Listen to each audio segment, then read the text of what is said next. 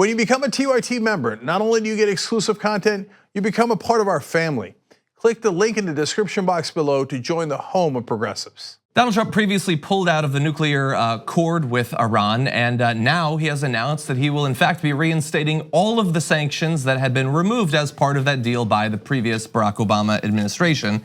Now he chose to announce this massive change to American foreign policy in an incredibly mature and professional fashion with this tweet: "Sanctions are coming." That is the actual real Donald Trump Twitter account, aping a popular HBO show in announcing this gigantic change that could likely lead to Iran developing nuclear weapons. So that's awesome for him to do. Now, to be fair, they did also tweet out from the White House account, President real Donald Trump is reimposing all sanctions lifted under the unacceptable Iran deal.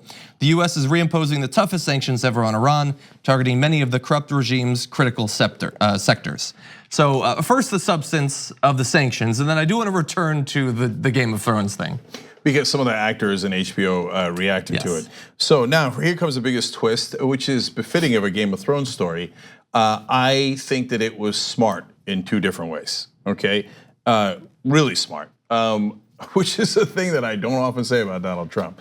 And then of course, wrong in one very significant way. So number one, he knows that HBO is gonna object. He knows that people are gonna be outraged. That draws more attention to it, and he wants attention to it. Yeah. And so why does he want attention to it? Because he wants to rile up his base. Remember guys, the caravan's coming, we hate Latinos. And remember, I'm gonna take action against the trans community. Not even gonna do it, but remember, hate the trans, vote for me, rile up his base. And oh, we forgot the Muslims. Okay, right. Muslim hatred is coming. I mean, sanctions are coming. Iran, boo, I hate Iran. Oh, we hate Iran. Iran is Muslim, yeah. Base, yes, oh right, well, I'm so scared of the Muslims and the Latinos. Good point, I'm gonna go vote, okay? So I think that it was a smart strategy to use Game of Thrones, knowing that he would be attacked for it. Number two, Game of Thrones is fun, okay?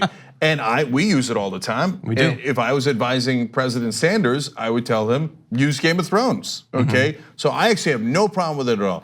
So like when he goes and says, I like people who assault the media, that's deeply problematic. When he uses pop culture, I don't have any problem with it at all. Okay, number two is, look at what he's doing.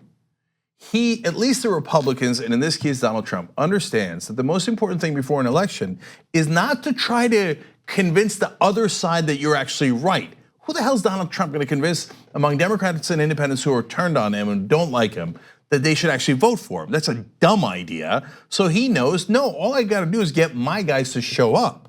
Because in this country, we have really low voter turnout.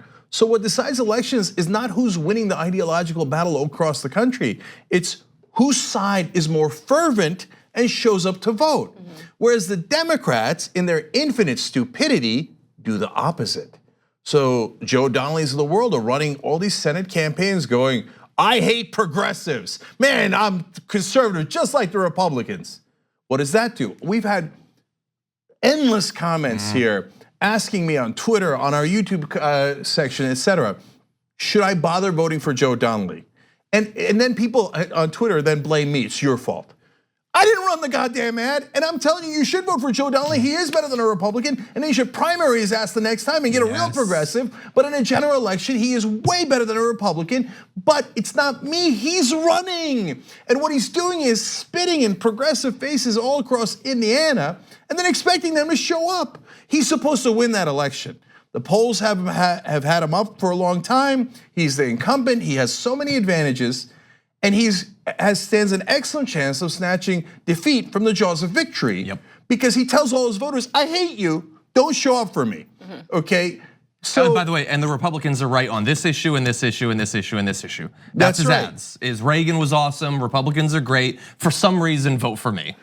This is whack though, I'm sorry. I don't want the president of the United States sitting in the White House making light on like imposing sanctions on a, I just think this is whack. And I'm like super anti, probably more than anybody else, like respectability politics. But this is whack, like we don't take anything seriously at all. We don't even have to get in whether you agree with what he's talking about. And that's a whole other conversation. But this is whack. He's the president. Also, just want to say, we don't like spend enough time like appreciating the graphics department. Like, yeah, I mean, they stopped me in my tracks for a second. So I would like to double down on it being whack. It's whack. It's also, we should just have this on tape. Can you imagine if Barack Obama had announced a massive change to our foreign policy to take place the day before an election? Right. Can you imagine that? And can you imagine if he did that a couple days after he deployed thousands of troops completely unnecessarily, thousands of miles away from a refugee caravan to scare Americans into voting? Can you imagine if he did both of those things? But he's doing both of those things because we've given the government over to a petulant child who also happens to be a proto-fascist. This is what we get the day before our elections. In terms of the actual use of it, I think that it is both smart. I gave him credit on the damage report on that, but it's trolling. I mean, let's keep it real. But I love Game of Thrones, so I'm gonna stand up for Game of Thrones. HBO responded saying, "We were not aware of this messaging and would prefer our trademark not be misappropriated for political purposes." Going on to then say, "How do you say trademark misuse in Dothraki?" Which I like. But I also want to give credit to some of the people, because as soon as I saw this, I thought about tweeting, I would love for the actors to speak out against this, because here is a thing I come back to from time to time.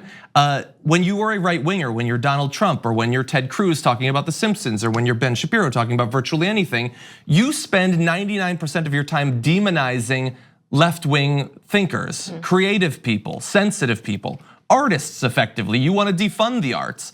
And then you also want to be one of the cool kids who can associate with these things and make fun references to them.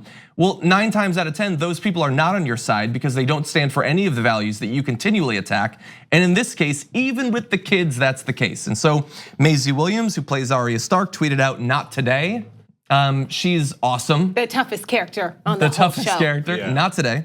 I would have preferred her to say the North remembers. I like not today.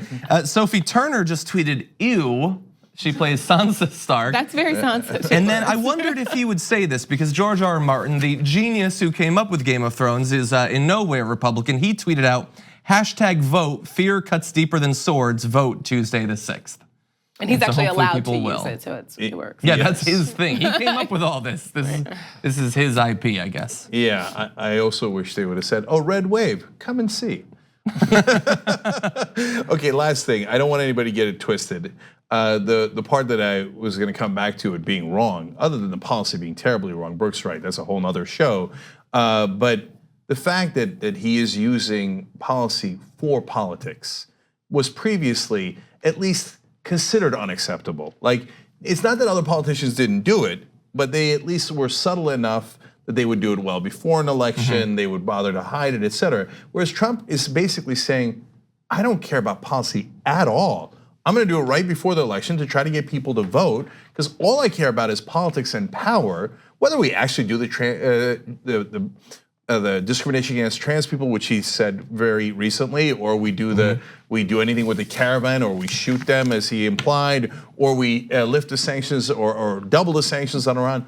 Who cares? I don't actually care about it. All I care about is winning.